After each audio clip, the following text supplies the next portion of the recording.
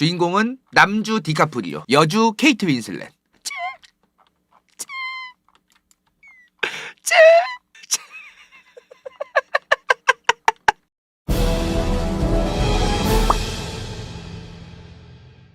여러분들이 그동안 간다요가 영화 보고 난 다음에 그 영화에 대한 평을 좀 해줬으면 좋겠다. 요런 얘기를 하셔가지고 저희가 이제 기획한 대작 컨텐츠 간다 영화 보러 간다요.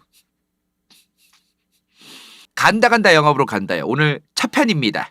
타이타닉이죠. 아니 무슨 최신작도 아니고 한 20여 년 전에 한 무슨 영화를 갑자기 대뜸 리뷰를 하느냐. 나랑 몇 살 차이 안 나거든 이 영화. 나랑 한 7, 8살밖에 차이 안 나 이 영화가. 왜 첫 영화 리뷰 컨텐츠를 타이타닉으로 했냐면 간다요가 살면서 가장 많이 본 영화가 이거예요. 그 옛날 중학생 시절 CGV, OCN, 슈퍼액션 뭐 별거 다 봤지. 어디서 그런 그 경범죄를 저질러 밖에 나가가지고 이제 그 화물칸 가가지고 이제 차 안에 들여박혀가지고 이제 손을 이렇게 이러는 장면만 좀 생각하시는 당신들. 음란마귀 너. 저는 아니거든요. 저는 그 장면 말고 너무나 다른 다양한 장면들이 지금 떠오르지만 당신은 그 장면만 떠오르겠지. 너네는 그렇지만 난 아니야. 타이타닉을 오늘 첫 그 주제로 잡은 이유, 일단은 간다요가 태어나서 가장 많이 본 영화기 때문에. 네, 감사합니다. 그래서 보고 울었어. 나 많이 울었잖아. 나 감수성 얼마나 풍부한데 자기들. 나는 타이타닉 보고 우는 사람이야 자기들 진짜로. 니네는 이제 모가지 멱살 잡고 울어 이 새끼야 울어. 타이타닉 감독 누구예요? 제임스 카메론. 이 영화 많이 늙었어 이제. 나이 많아 이제. 옛날엔 나이 안 많았거든.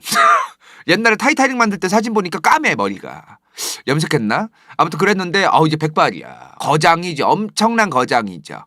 터미네이터랑 람보2, 에일리언2, 타이타닉, 아바타 그런 영화들을 만든 거장이란 말이에요. 그죠? 제임스 카메론이. 들으면 다들 아시는, 영화 좋아하시는 분들이면 모르는 사람이 거의 없는 감독이죠. 그죠? 이 양반이 근데 재밌는 게 뭐냐면 영화의 주제들이 다 뭐냐면 대략 인간에 대한 맹신, 인간이 지금 본인들이 상식이라고 믿고 있고 자기들이 잘났다고 막 나대고 댕기는 그런 것들이 굉장히 오만하다. 니들이 하고 싶은 대로 막 발전하고 이렇게 기술 발전했다고 막 잘났다고 막 이런다고 해서 오만하게 인간이란 존재가 존재하고 있는데 지구에 그거 굉장히 경계해야 된다. 그런 것들을 영화로 굉장히 많이 보여주려고 노력한. 그거 아시나? 이 양반이 원래 1997년부터 개봉을 시작했죠. 다른 나라에서는. 이 타이타닉을 만들 때 원래는 아바타를 제작하려고 그랬대요. 아바타가 2010년인가? 2011년인가? 그렇죠. 원래는 아바타를 이때 제작을 하려고 했었어.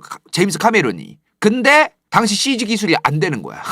도저히 그 당시의 CG 기술로는 아바타라는 그 영화를 만들기가 에바인 거예요. 기술이 워낙 안 돼가지고. 그래서 도저히 만들 각이 안 나와가지고 그래서 타이타닉을 제작했다고 하더라고. 이 양반이 그리고 당시에 타이타닉을 만드는 그 과정도 졸라 웃긴 게 뭐냐면 본인이 타이타닉을 만들려고 결정을 했던 이유 중 하나가 탐사하고 싶어서. 잠수함 타고 이제 타이타닉 보러 갈 수 있잖아요. 그럼 그 제작사가 돈 대줘가지고 감독한테, 감독은 이렇게 얘기하는 거지. 그 잠수정 타고 이제 타이타닉을 보고 와야겠다 나는.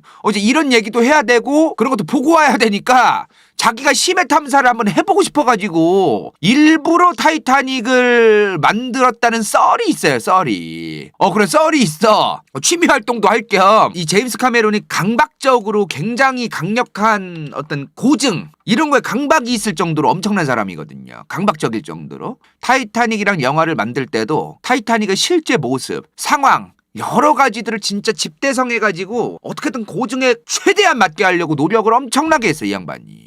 거의 타이타닉은 뭐냐면 미국 사극. 미국 사극. 그러니까 뭐 1900년대 초반 우리나라로 따지면 이제 일제강점기 마냥 그런 내용을 이 양반이 이제 타이타닉을 통해서 미국 사극을 만든 거죠. 미국 사극. 이 양반이 당시에 이 양반 바람대로 제작사가 지원을 해줘가지고 심해 탐사를 가가지고 그때 침몰했던 비스마르크 그리고 타이타닉 이런 거를 자기가 너무 보고 싶었던 거야. 그 제작사가 지원해서 꽁으로 이제 탐사를 했대요. 가가지고 심해 탐사하면서 와 심해 물고기들은 이렇게 생겼구나. 와 아구가 여기에 막 광이 나오네 막. 와 뭐 이런 거를 막 보고 왔대. 그거를 너무 해보고 싶었다는 거야 이 양반이. 1997년 당시까지 제작에만 2억 8천만 달러. 얼마예요 그러면? 지금 환율로만 그냥 단순 계산하면 한 3,080억이죠. 한 1,100원으로만 대충 계산해도. 이거를 근데 당시에 인플레 따지고 물가 상승 따지면 조가 넘어가지 않을까요? 그죠? 그럼 지금 만약에 제작한다 그러면 조가 넘어갈 엄청나게 많은 자본을 들인 거죠. 수익이 최근에 한 2010년도 초중반인가요? 그때 3D 재개봉도 한번 했었어요. 우리나라에서는 개털 뭐 많이 안 보긴 했는데 그것까지 포함해서 지금까지 타이타닉이란 영화 하나로만 벌어들인 수익이 21만 8천만 달러야. 그럼 얼마야 지금? 한 7, 8배 벌었나? 7, 8배? 엄청난 돈을 벌었다. 어마무시한 명영화기도 했고 뭐 돈을 그냥 많이 번 게 아니라 스토리도 굉장히 좋았고. 근데 그거 아세요? 그놈의 불매운동. 타이타닉도 불매운동이 있었어. 이거 아시는 분들 많지 않더라고. 1998년 2월에 개봉을 하죠. 우리나라에서. 근데 흥행을 못해요.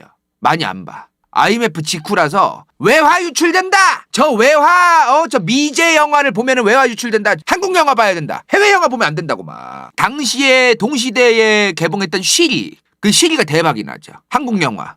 물론 쉬리가 영화로서도 잘 만든 거긴 하지만 타이타닉이라던가 해외 영화를 안 보자는 어떤 국민적인 분위기가 있었기 때문에 그 영향 때문에도 쉬리가 더 대박이 났던 것도 있던 거죠.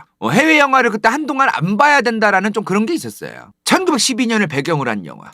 주인공은 남주 디카프리오, 여주 케이트 윈슬렛.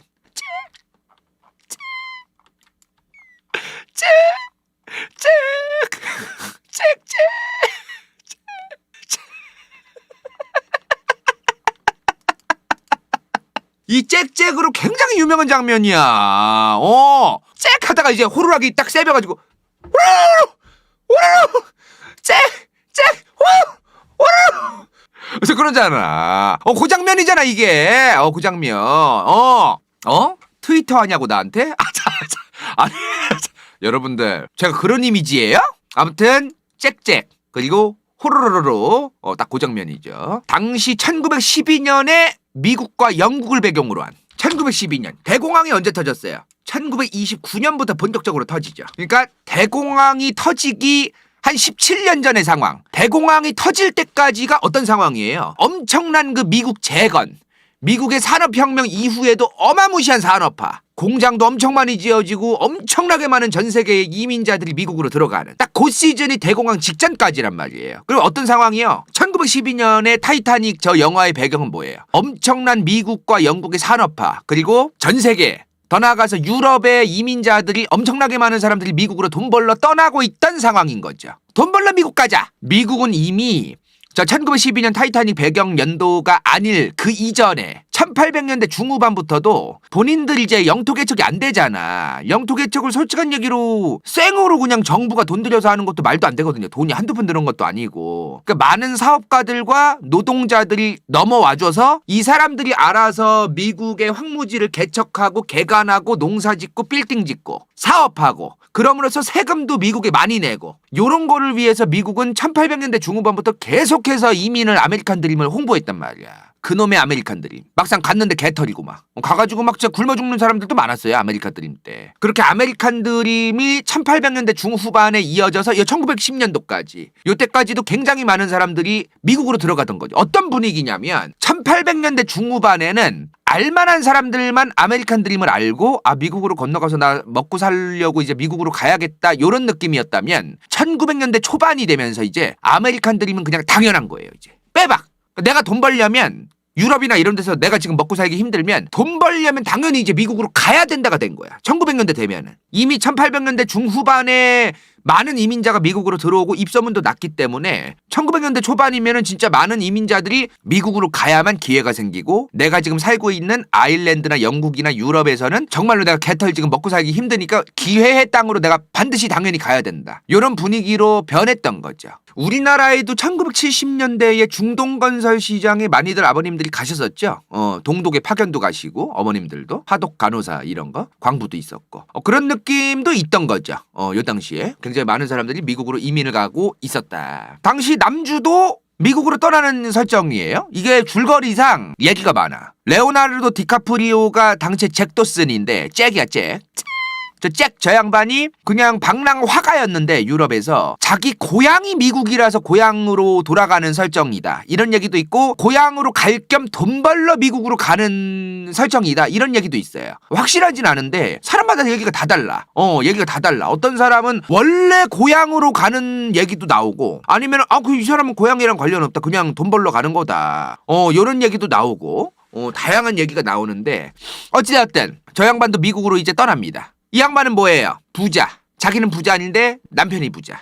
남편이 부자. 예비 남편이 부자. 그 상황에서 가는 거죠. 당시에 저 타이타닉 얘기를 하기 전에 이 얘기를 해야겠다. 1900년대까지만 해도 엄청나게 많은 이민자들이 유럽에서 이 대서양을 건너가지고 미국으로 향하는 이 루트가 굉장히 중요해졌을 거 아니에요. 이제 많은 사람들을 실어가지고 날라야 되고 짐도 실어 날라야 되고 여객선뿐만 아니라 화물칸도 굉장히 많아지고 있고 점점 중요해지기 시작하는 거죠. 여객 화물이라든가 이런 게 사업이. 그래서 1900년대 초부터 호화 여객선 사업이 부흥하기 시작합니다. 호화로운 여객 화물 사업. 정말 배에 호텔이 있는 거야. 배에 진짜 VIP실이 있고 막 그런 거예요. 이민자들도 저런 호화 여객선에 3등 칸에 구린방 얻어 타고 부자들은 1등 칸에서 호화롭게 엄청나게 큰 방 잡고 호화롭게 고향으로 가면서 파티하고 딱 소주 한 잔 위스키 한 잔 빨면서 이제 좀 자기들끼리 사업하는 사람들끼리 나는 이렇게 잘났다 너는 얼마나 잘났냐 이러면서 대화하고 좀 그런 배경에서 이제 미국으로 향했던 거죠. 그래서 일반 서민들은 저러한 타이타닉 같은 배를 타고 고향으로 돌아가거나 일을 하러 아메리칸 드림을 꿈꾸고 타이타닉을 타거나 아니면 부자들은 저런 호화 여객을 타고 한번 여행 한번 대서양 횡단하는 요런 거를 또 즐기던 시기였다. 즐기던 시기였다. 영화 줄거리상 디카프리오는 굉장히 자유로운 화가였는데 방랑 화가였는데 유럽에서 개고생만 하다가 미국으로 떠나려고 이제 좀 그런 설정이 있죠. 이 언니야 로즈 케이트 윈슬렛이 너무 불쌍해. 집안이 개판이 된 거야. 빚이 졸라 많고 개판인 거예요. 아버지가 빚만 산더미야. 그 빚만 산더미를 두고 죽은 거야 이 양반이. 몰락한 귀족 집안인 거죠. 당시에 타이타닉 영화 안에서의 저 케이트 윈슬렛의 나이가 17, 18이에요. 17, 18. 딱 그 나이 때 이제 그 시집 가는 강제 시집. 돈 때문에 딱 그 설정이라고 하더라고. 애엄마가 세상에 애엄마 어디 갔어? 여기 나오네. 요 애엄마 케이트 윈슬렛 애엄마가 세상에 자기가 빚더미 안고 남편 죽고 나니까 그 빚을 갚으려면은 딸내미를 부자랑 결혼을 시켜야 되는겨. 자기도 기부인 출신인데 그 대사 보면은 케이트 윈슬렛이 이제 이 아저씨랑 이제 결혼하냐 마냐 이제 얘기가 나온단 말이야. 그 둘이서 이제 나오는데 영화 내용에 이런 대목이 있어요. 로즈가 케이트 윈슬렛이 엄마한테 결혼하기 싫은 거 티 팍팍 내니까 애엄마가 내가 재봉지라는 꼴 봐야겠니? 네가 결혼 안 해가지고 이런 얘기를 하는 장면이 나와. 그런 상황이니까 이제 개빡쳐서 로즈가 이제 스트레스 존나 받아가지고 이제 욜로 와.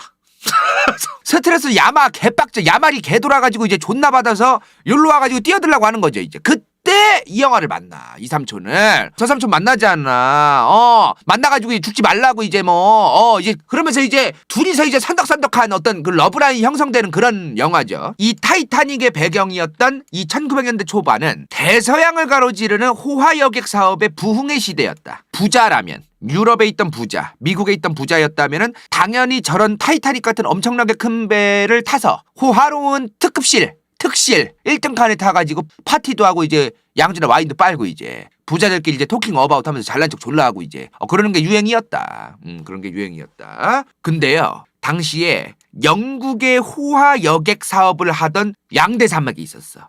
요 양대산맥 이 둘이서 큰 배와 호화로운 어떤 여객 사업을 하는 거로 경쟁을 하던 기업들이었어요. 큐나드가 너무 잘 나가는 거야.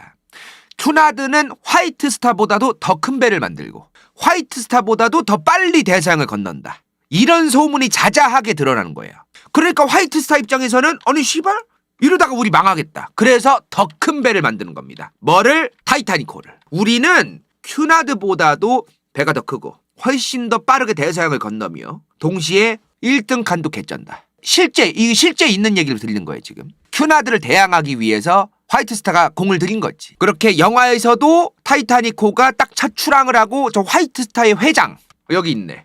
지 혼자 빠져나가는 화이트스타의 회장 또 나오죠. 이 양반이 타이타닉호를 만든 그 화이트스타 라인의 회장이에요. 딱 근데 실제로 있을 법한 얘기인 거야. 정말로 영화에서처럼 만약에 당시 큐나드에 대항하려는 그 화이트 라인이 만든 타이타닉호가 큐나드보다도 더 빨리 대서양을 횡단했다. 그러면은 그게 대서특필 돼가지고 이제 막 뉴스에 뜰 거고 인지도 개쌉 상승할 수 있는 그런 상황이 있던 거죠. 타이타닉 실제로 당시에 1등급 식당에 뭐 엘리베이터 4개 있고 수영장까지 있고 뭐 좋아요. 산책로도 있고 헬스장도 있고 뭐 개쩔어. 근데 당시 큐나드의 1등석이 타이타닉에선 2등석이었어. 무슨 말이냐면 다른 여객선 사업을 하는 그 배들의 1등석이 타이타닉에서는 2등 칸만치 되어 있는 거예요. 1등 칸이 얼마나 호화로웠겠어. 타이타닉의 2등 칸이 다른 회사 거에 배에서 1등 칸인 거야. 그러니까 얼마나 호화롭게 잘 만들었다는 거야 이게. 그죠? 그리고 유사시에 뭐 통제 가능한 뭐 16개의 격벽까지 구비하고 물이 차도 바로바로 그 격벽이 이제 막 자동으로 올라가고 이제 그래가지고 가라앉지 않는다. 문 닫아가지고 이제 물이 차올라도 다 막을 수 있다. 뭐 걱정을 안 해도 되는 배다. 막 이러면서 막 홍보를 엄청나게 많이 했디야. 초반에. 무적 최강배라고 막. 당시 타이타닉호 배의 크기가 길이 269. 길이 269. 엄청 길죠? 폭은 28m. 폭이 28m면은 어느 정도려나? 그죠? 폭이 28m. 그리고 46,328톤의 어마무시한 스펙이었습니다. 46,328톤급이었어요. 엄청나게 큰 배였다는 거죠. 그죠? 스펙이 엄청난 거예요, 진짜. 거기에 이제 뭐 최신 기술까지 있다고 막 떠들고 있었고 홍보했으니 절대 침몰도 안 한다 그랬으니 사람들의 관심과 주목을 엄청나게 많이 받던 배였던 거죠. 그렇게 타이타닉 호가 출발합니다. 영화에서도 출발하지만 UEFA 축구 좋아하시는 분들은 아실 텐데 영국 사우스햄튼 FC. 뭐야? 뭔 강서구 화곡동이 나와요? 에?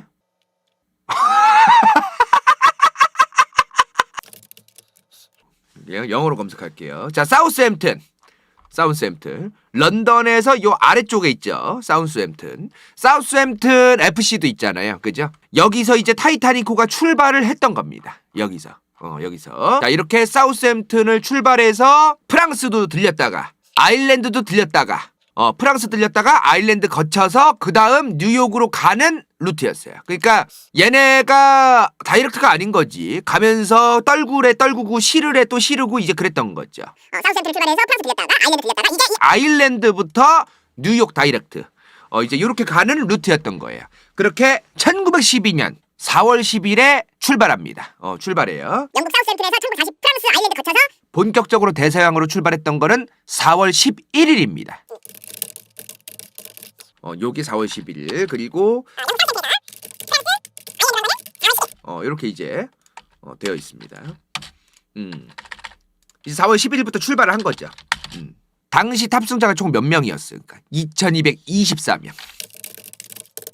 2224명. 엄청나게 많이 탄 거죠. 당시로 따지면은. 이게 측정을 하고 추정을 할 수밖에 없다는데요. 대략 2,000명은 당연히 넘게 탔을 것이다가 거의 확실해요. 정확한 숫자는 명확하지 않아요. 저 탑승자도 추정하는 거니까 그냥 대략 2,000명 넘게 탔구나. 이렇게 이해하시면 좋을 것 같습니다. 근데 재밌는 게 뭐냐면 총 탑승자가 2,224명이라고 치고 얘기할게요. 저 중에 승무원만 908명이었대요. 거의 1대1인 거죠. 1대1. 승무원이 엄청 많이 탄 거예요. 그죠? 승무원 제외야? 알았어. 나 지금 잠깐 확인 좀 해볼게.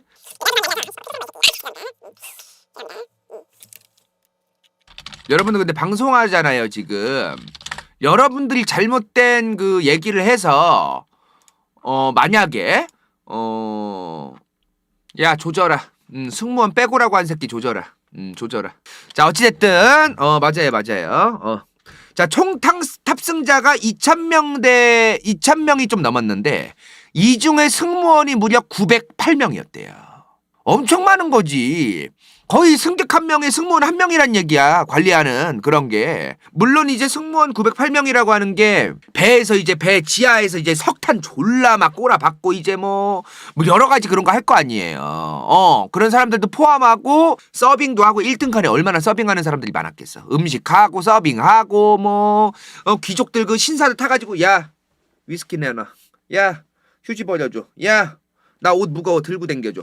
이러는 인간들이 얼마나 많았겠어. 그래서 승무원이 엄청나게 많이 탔다는 거죠. 승무원들이. 자, 그렇게 민간인은 몇 명 탔느냐? 그럼 나머지가 민간인이겠죠. 그죠? 1등 칸에 몇 명 탔을까? 325명. 2등 칸은 285명. 3등 칸은 706명. 706명이 탑니다. 그러니까 3등 칸이 가장 많은 사람들이 탔고, 솔직히 3등 칸은 그 당시에 뭐 4인실도 있고 막 그랬대요. 6인실도 있고 막. 그래서 공간이 좀 협소하고 좁은 대신에 1, 2등 칸에 비해서 많은 사람들이 탈 수 있었다는 거죠. 사람 대비 공간이 적었는데도 제일 많이 탔다. 자, 1등 칸 영화에서 보시면 아시겠지만 막 자기들 혼자 쓰리룸이요.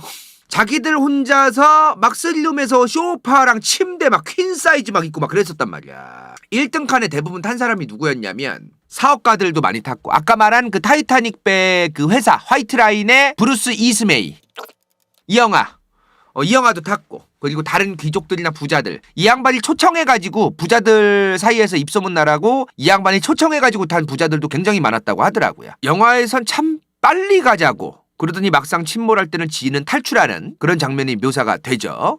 2등 칸에는 보통 1등 칸의 수행원들, 아니면 그냥 일반 중산층 중에 여행객들, 아니면 뭐 기자들, 언론인들, 배와 관련되어 있는 사업과 관련된 사람들, 직원들, 이런 사람들이 보통 2등 칸에 탔다고 합니다. 3등 칸은 말 그대로 이제 노동자, 가난한 사람들, 미국으로 일하러 가는 사람들, 그런 사람들이 대부분 3등 칸에 타고 있었던 거죠. 디카프리오는 3등 칸이었고, 로즈는 1등 칸이었죠. 그러다가 침몰하죠. 배가 대서양으로 출발한 게 언제라 그랬어? 4월 11일, 고작 3일 차였던 4월 14일 빙하와 만납니다. 이때 어디였냐면은 캐나다 뉴펀들랜드의 남쪽. 캐나다 뉴펀들랜드의 남쪽이에요. 그러니까 루트가 아일랜드에서 이렇게 가던 거죠. 최대한 빨리 가려고. 그러니까 아일랜드에서 뉴욕으로 가야 됐으니까 딱 지금 상황 보면은 루트가 딱 이래요. 여기서 이렇게 갔어야 되는 거예요. 요 뉴펀들랜드 섬의 바로 남쪽에서 이제 침몰을 하는데 한 3일 만에 여기까지 도착을 했고 4, 5일 만에 이제 이 뉴욕에 도착했다라는 걸 대서특필하고 싶었던 거죠. 회장이, 이 양반. 그러니까 디카프리오랑 케이트 윈슬렛의 러브라인은 3, 4일인 거예요. 딱 3, 4일 서로 좋아하고 죽은 거야. 디카프리오가. 픽션이잖아, 러브라인은. 러브라인은 픽션이지만 만약에 둘이 정말 좋아하는 그런 일이 있었다면 정말 3, 4일 서로 좋아하고 죽은 거야, 남자가. 근데 좋아하는 건 1시간만 해도 가능하다고? 너네가 그래서 안 되는 거야, 얘들아. 그런 금사빠를 하니까 너네가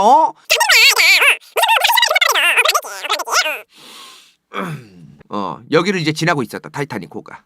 지나고 있었다. 근데 근처 선박들이 여기 주변에 지금 빙하가 둥둥 떠댕기고 있으니 조심하라는 전보를 타이타닉에 보내요. 보내는데 전달이 안 돼요. 이게 무슨 말이냐면은 당시에 졸라 어이없는 상황이었어. 이게 타이타닉호가 전보를 받는 업무가 뭐였냐면, 타이타닉호의 전보가 뭐였냐면 일단은 다른 주변 배들과의 전보도 있었겠죠. 근데 두 번째로는 서비스, 콜센터도 있던 거야. 콜센터. 여기 1등가 몇 호실인데 이것 좀 해주세요. 이것 좀 해줘, 이것 좀 해줘, 이것 좀 해줘, 이것 좀 해줘. 이 엄청난 블랙 컨슈머들이 바글바글했던 타이타닉의 1등 칸의 시다를 오지게 들어가지고 바쁜 거야, 이 양반들이. 그러니까 다른 배들이 해도 지금 바빠 죽겠는데 지금 이 귀족 새끼들, 영국 신사 새끼들이 지금 뭐 위스키 내놔라, 감나라, 배나라, 뭐 왜 내 방에 수건이 뭔가 꿉꿉하냐, 뭔가 바싹 말려와라 이 새끼들아, 좆같다 이런 거. 거기서 다른 배가 거기 빙하 있으니까 조심하세요 띡 하고 왔는데 그걸 들을 새가 없는 거예요. 왜 저렇게 했는, 구분을, 다른 배들과 소통하는 전보는 좀 따로 구분을 했었어야 되는데 왜 그걸 짬뽕으로 해냈는지 모르겠어요, 참. 어찌됐든 그러다 보니까 1, 2등 칸의 블랙 컨슈머들 때문에 바빠 죽겠으니까 전보가 왔을 때도 제대로 전달이 안 됐던 거죠. 바빠 죽겠는데 무슨 빙하 드립이냐고 꺼지라고 막. 결국 빙하를 발견하죠. 영화랑 상관없는 얘기예요. 실제로 있었던 얘기들입니다, 다. 1912년 4월 14일 밤 11시 35분 빙하를 발견해. 이미 배가 이렇게 가고 있었잖아요. 빙하가 여기 보여, 이미 저 멀리에. 그러자마자 틀어. 오우 씨발. 틀어 막. 틀기에는 너무 늦었다 이 말이야. 너무 오래 걸리는 거야. 보고 틀기에도 너무 배가 크니까 안 틀어져 이게. 배가 너무 크니까. 봐봐, 너네 K3나 모닝 마냥 아니면 뭐 에쿠스나 뭐 그런 일반 차 마냥 이렇게 한다고 이렇게 가는 게 아니야. 저 배는 오우 이렇게 가면은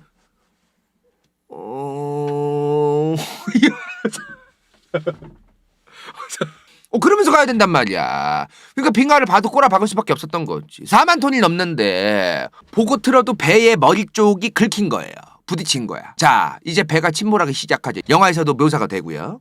실제 있었던 그 역사적 내용이랑 고증이 엄청 잘 되어 있는데 그 침몰하는 장면은 조금 가라가 좀 있대요. 그러니까 1997년도의 과거의 수준에서는 그게 맞았는데 타이타닉이 이제 이렇게 기울어지다가 뽁뽁해진 다음에 얘가 반쪽도 이제 이렇게 들어지어가지고 이렇게 수직으로 떨어졌다 뭐 이렇게 나온단 말이야. 근데 최근에는 그렇게 떨어지진 않았을 것이다. 좀 내용이 달라요. 어찌됐든 그 당시의 과학으로는 타이타닉의 내용이 틀린 건 아니었지만 최근에는 또 달라졌다. 침몰의 과정이. 뭐 그걸 감안해서라도 굉장히 고증이 잘 되어 있는 영화임은 틀림없다는 거죠. 여기서 97년도 영화 타이타닉 저렇게 침몰 안 했다. 존나 병신 같은 카메룬 새끼. 고증을 제대로 하지 못했다. 이런 존나게 불편한 새끼들이 있어요. 나가 뒤지세요.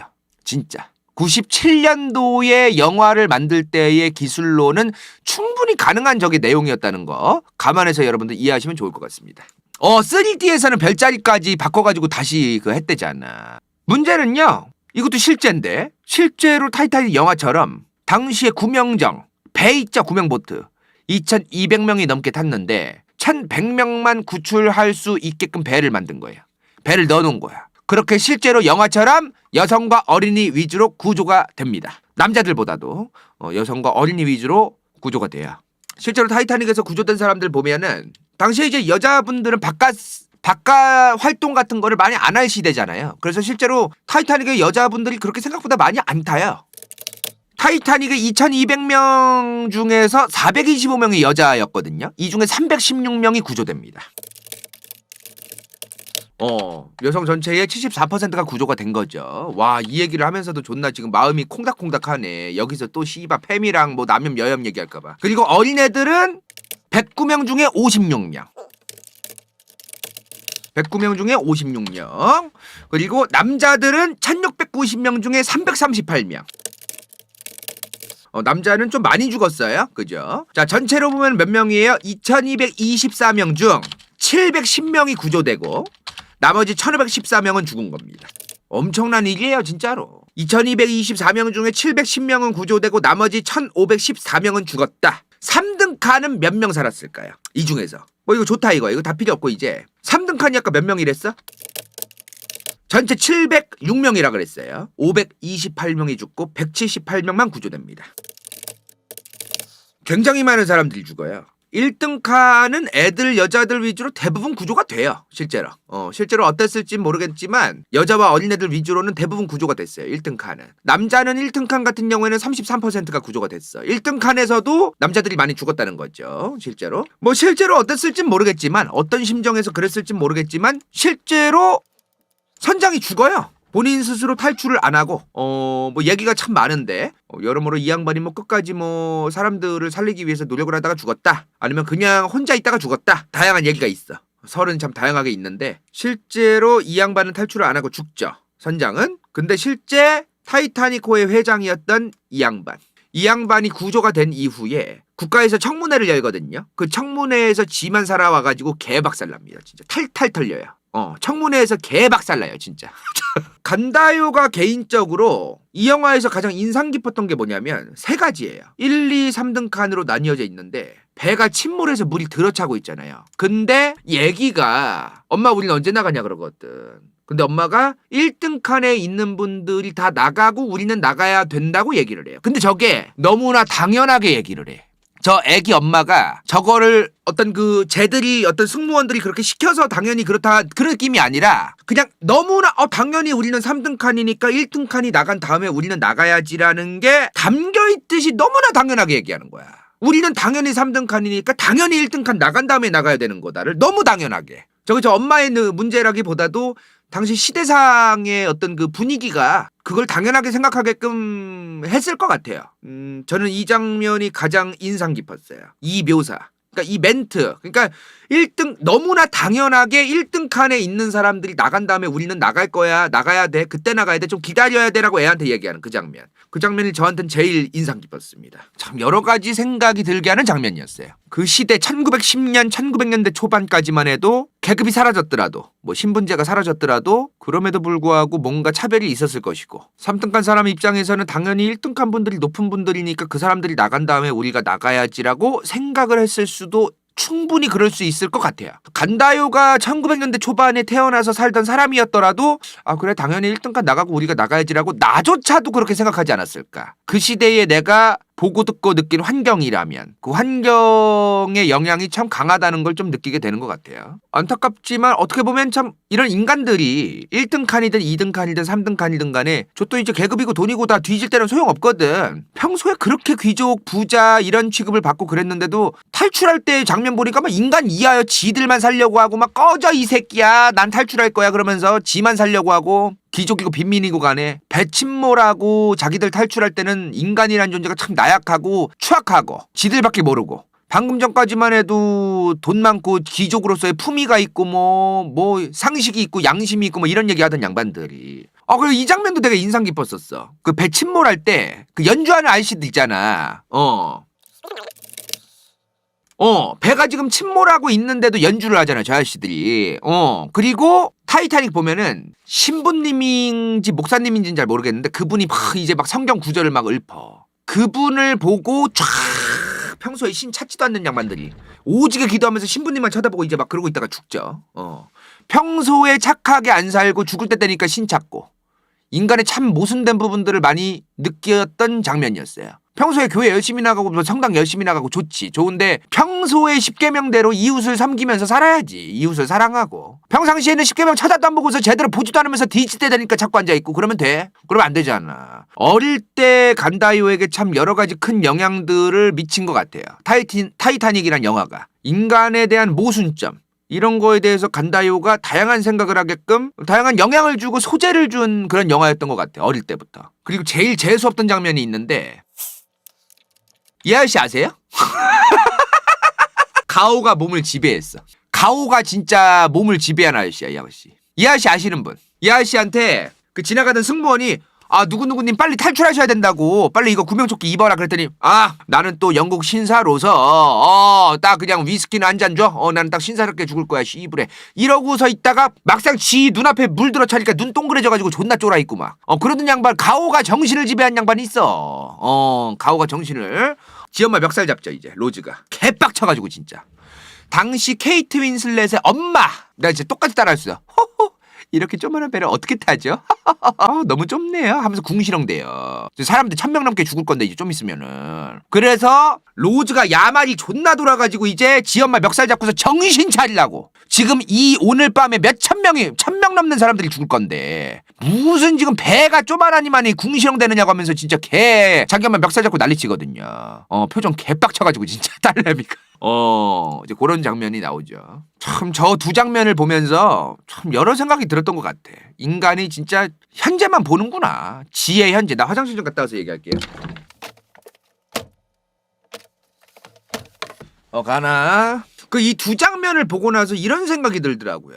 인간이 진짜 현재 자기가 겪고 봐왔던 것만으로만 세상을 보는구나. 그러니까 자기가 겪은 만큼만 보게 되어 있고 끼리끼리 모이게 돼 있고 이게 모든 100%는 아니겠지만 대다수의 사람들이 본인 수준에 맞게끔 본인의 시각에 맞게끔 그런 사람들끼리 뭉칠 수밖에 없고 그렇게 행동할 수밖에 없고 그렇게 세상을 바라볼 수밖에 없고 이런 생각이 참 많이 들더라고요. 과연 저 아줌마의 저 행동을 보고 이 아줌마가 되게 재수없게 행동하잖아요.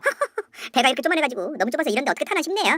이러니까 이제 야말이 개빡쳐가지고 딸내미가 멱살 잡긴 하는데 이 아줌마가 그런 얘기를 한 거를 보고 저도 이제 꼴봤지 재수없으니까. 근데 한편으로 과연 저 사람의 죄인가? 저 사람이 애초에 귀족으로 태어났고 귀족 가문이었고 남편도 귀족이었고 부자였고 그렇게 행동해야 하고 당연히 저 일반 평민들보단 내가 위에 있고 이런 게 사회적으로 정해져 있었고 그게 당연하게 행동을 해왔고 당연하게 생각을 해왔고 그러면서 저런 재수없게 투덜거리는 저런 행동들을 하는 게 되게 재수없긴 한데 저 사람은 태어날 때부터 재수없었고 그냥 저 새끼가 재수없어서 저런 거다. 이렇게 감히 말할 수 있을까? 이런 생각이 좀 들더라고요. 그런 생각이 좀 들더라는 거야. 살아온 대로 행동하는 어떤 그냥 그런 면이 아니었을까? 이런 생각이 좀 들더라고요. 사람이 어떻게 커왔고 어떠한 분위기에서 살아왔고 뭘 보고 자랐느냐에 따라서 인식 수준, 행동 수준의 고착화 딱 배어 들어가지고 진짜 그거대로만 사는 거 그런 게 엄청나겠다 진짜로 영향이. 그런 생각도 참 많이 들었던 것 같아요.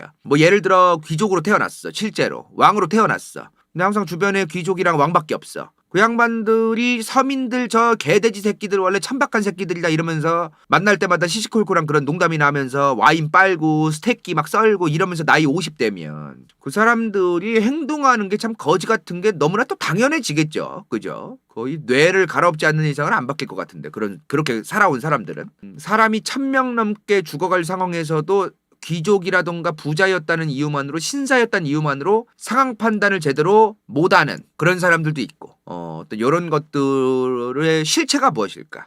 이 사람이 어떤 환경에서 살아왔는가? 그것 때문에 이 사람이 행동의 영향이 너무나 커가지고 우리가 겉으로 볼 때는 이해 안 되는 그런 행동들도 저렇게 많이 할 수 있게 되는 거구나. 뭐 죄의식을 못 느끼거나 아니 너무 착하거나 양심이 너무 없거나 재수가 없거나 그 본인이 살고 있는 나라와 환경과 사회가 절대적인 굉장히 큰 영향을 끼치는구나 이런 생각이 많이 들었어요. 그러니까 귀족 지위 유지하려고 지 딸 팔아먹고서 이제 불독 아저씨랑 결혼하라 그러지 이 아줌마가. 이게 재난 영화잖아요 어떻게 보면은. 이런 재난 영화를 제가 좀 좋아하는데 재난 상황에서 인간이란 존재가 참 나약하고 그 무엇보다 나약하구나. 진짜 양식, 광어, 우럭보다도 나약하다. 바다에 침몰하는 그 배에서 침몰할 때의 그 인간, 지 혼자 살려고 하고 막 그러한 인간들을 보면서 진짜 생선만도 못하다. 생선만도 못하다. 생선보다 잘난 게 뭔가 싶기도 하고 이런 생각도 저는 좀 들었어요. 겸손해야 돼 인간이. 바다 가면은 광어랑 우럭보다도 못해. 복잡미묘한 다양한 감정을 참 느끼게 됐던 그런 영화였던 것 같습니다. 간다요의 인생 영화 타이타닉이었습니다. 간다 영화 보러 간다요.